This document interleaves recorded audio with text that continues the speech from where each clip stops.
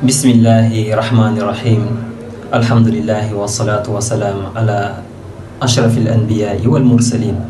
mbokk yi nga xam ne yéen ànd ak ñun fii nii ci Ndanqanaar TV ñu ngi dellusiwaat di leen nuyu di am contentement ci topp bi ñuy topp incha allah.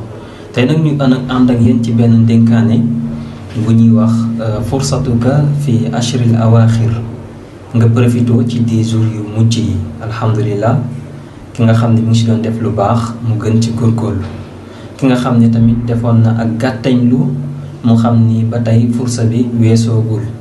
yaa ngi ci 10 jours yu mujj yi yoo xamante ni maanaam mën nga ci góobee loo xamante ni njot nañ mënoo ko dund ci sa biir at mi, parce que ci 10 jours boo xamante ni importance am yonente bi sallallahu alayhi wa sallam da si daan yee ay njabootam ngir ñu koy dundal, waaye moom mu ci daan def itikaaf, waaye mu làmboo ay ngëneel alquran wàcc ci.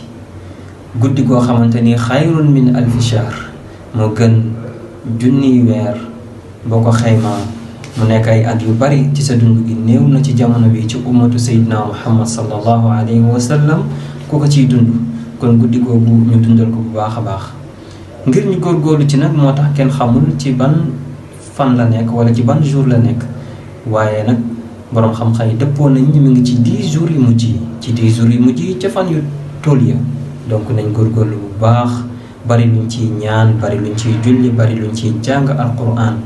waaye guddi googu sopp nañ ci wala ñëw na ci sunna ñu siy jàng ñaan gi comme ni ko ya Aïcha laajee yonente bi sallallahu alayhi wa sallam: allahumma innaka afuwun tuhibbul afwa fa'fu anni, allahumma innaka afuwun tuhibbul afwa fa'fu anni. mbokk yi lii lañ leen indiloon ci ndénkaane. wassalaamu aleykum wa rahmatullah.